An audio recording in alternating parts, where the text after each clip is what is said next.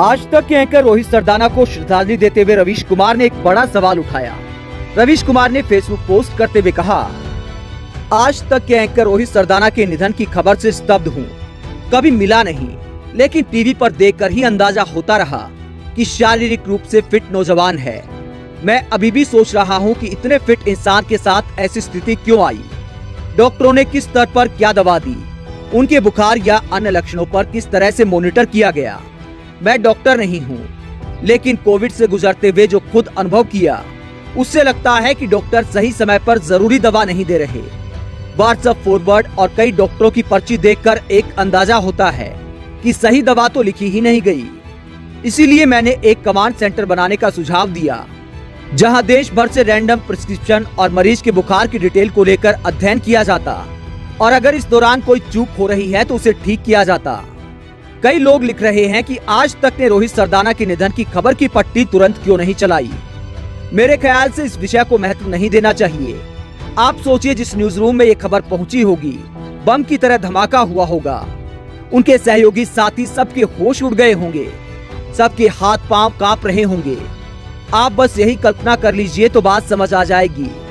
दूसरा, ये भी मुमकिन है कि रोहित के परिवार में कई बुजुर्ग हों, उन्हें सूचना अपने समय के हिसाब से दी जानी है। अगर आप उसे खबर के रूप में ब्रेक कर देंगे तो उनके परिवार पर क्या गुजरेगी। तो कई बार ऐसी परिस्थितियां होती हैं। खबर बहुत दुखद है। कोविड के दौरान कई पत्रकारों की जान चली गई। सूचना प्रसारण मंत्रालय उन पत्रकारों के बारे में कभी ट्वीट नहीं करता।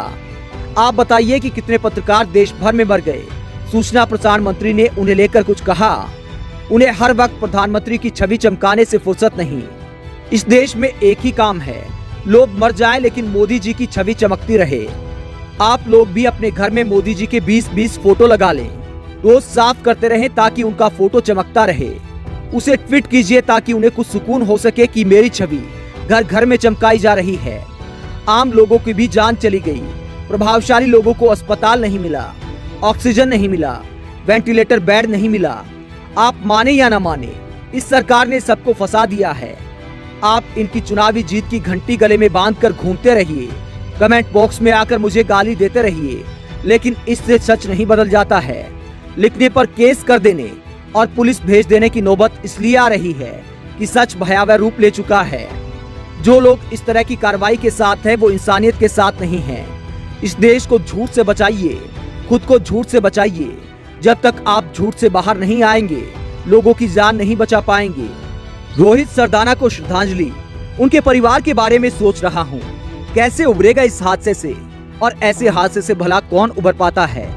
भारत सरकार से मांग करूंगा कि रोहित के परिवार को 5 करोड़ का चेक दे, और वो भी तुरंत, ताकि उसके परिवार को किसी तरह की दिक्कत न आए। सरकार को अपने पत्रकारों की मदद करने में पीछे नहीं हटना चाहिए। आज तक में रोहित के सहयोगियों को इस दुखद खबर को सहने की ताकत मिले। रवीश कुमार।